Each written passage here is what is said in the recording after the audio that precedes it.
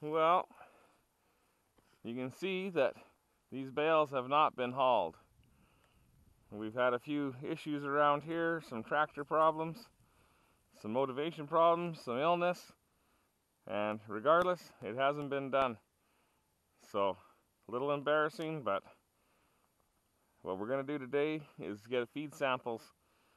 So, I've had a few comments of how boring my videos are, and people not asking but telling me that I need to have more camera angles and do everything. So, I think that I'll just start blocking all those trolls, because I'm not making any money here. I'm not making thousands of dollars a month that I can just go buy stuff just because I'm here to entertain people. So I'll start blocking those guys, and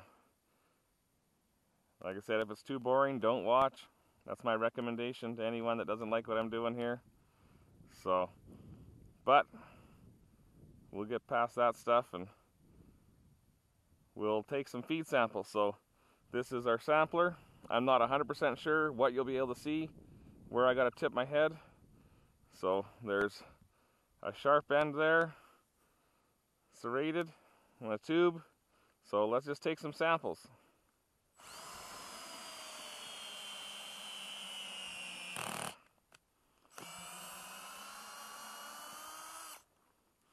So when you're sampling, you want to get a representative of what your field is. So usually I like to go in the bale yard and then just take a sample, go to the next, skip a few bales, take a sample, and you get a pretty good representation. But because I haven't got them hauled in, I'll just drive around the field. I've got 30 calves that are weaned that I'm feeding, and I'm feeding those to my little small square bales that I made at the in-laws. And then I've got about 70 cows and bred heifers at home that I'm feeding, and so I really need to check this green feed and make sure the nitrates are okay. So if the nitrates are okay, then I'll start feeding it. I could feed it to the calves, and if the nitrates are bad, they just wouldn't gain well and might make them be a little sick. But on the cows, it'll abort them.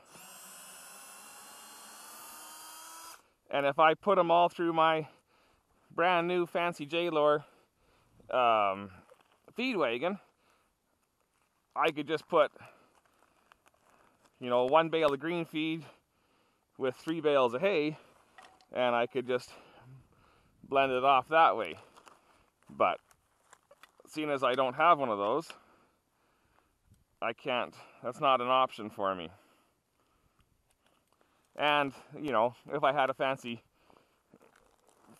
feed wagon that could handle that, all dry forages and not putting any silage in, I could, like I said, go get a bale grinder guy in here and grind a couple hundred bales and just feed them that way. But I'm just going to put these in round bales and select what they want to eat. You can tell that bale's dry. When you get the feed test back, it'll have, of course, all the nutrient level in it, and I'll request the nitrates, and it'll do the moisture and everything too. And so then you can figure out your rations right down to, oh, I just lost part of my sample there. You can figure out your rations and get it all balanced out on what you want to feed. It is amazing how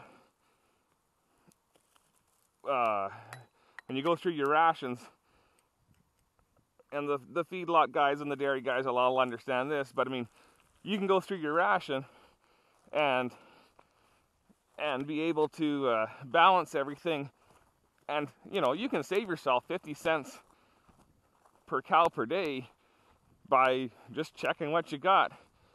Right now, straw is incredibly hard to get, and I had to pay $100 a ton to buy some straw, and and that's in the bale, and that's the discount rate because I know the guy and went to school with him. But straw, you can't find any behind a combine.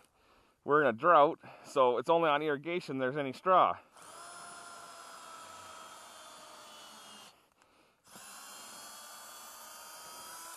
But back when straw was 40 bucks a ton and available, you know, you could figure out your ration of what you had, and you know, green feed, silage, hay, and by adding like, you know, 5 pounds of straw a day per head per day, you know, you could save a lot of money and still meet all your nutrient requirements. So, but right now straw is so expensive that it's hard to get it, let alone put it in your feed ration. So everything I got will have to get used for bedding for calving time. So, and hopefully we have a nicer winter, because I wanted about 500 rounds and big squares, and I think I'm going to be lucky to have 250. So I'll have to use green feed as bedding, which is not a very smart idea on the standpoint of value.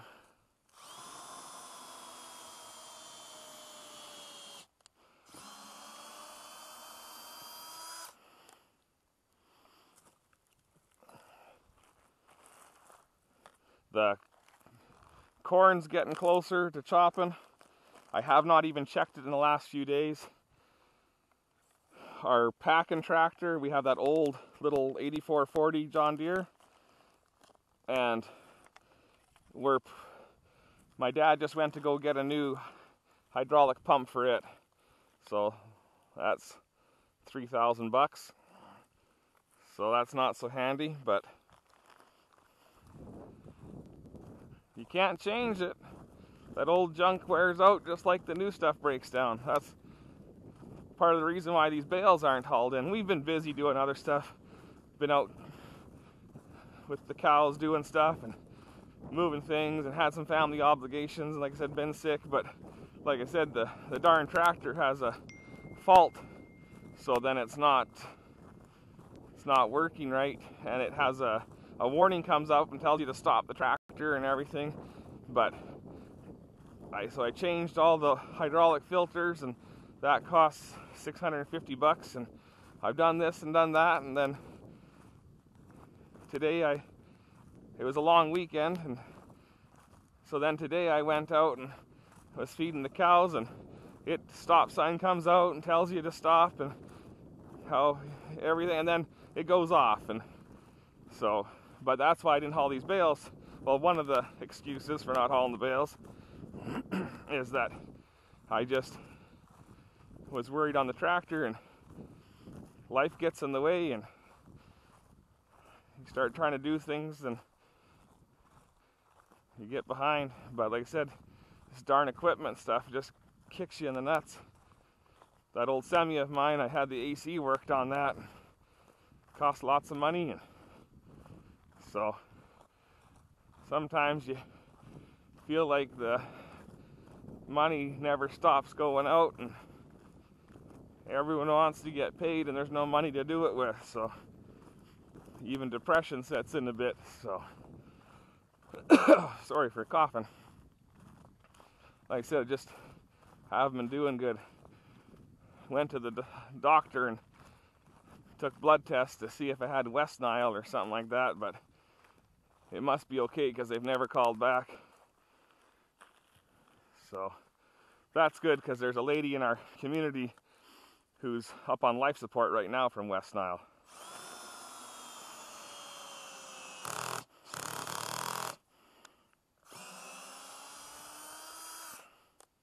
And we had a couple friends die of West Nile as years gone by. We had a friend that had leukemia. Did all the treatments he could, and then he got freaking West Nile and died. And then we had an elderly lady that was our neighbor that we helped out all the time, and about 5 years ago she had West Nile and died. And I haven't been vaccinating my horses for West Nile because it costs so darn much money, and the claim is that when you vaccinate your mares, they don't breed. And so I just kind of got to where I wasn't doing it, but you're supposed to vaccinate them in May, well before mosquito season, and I didn't get it done. But I bought vaccine the other day for the horses, and $1,000 doesn't go very far. So, anyhow, if I bored you, don't watch.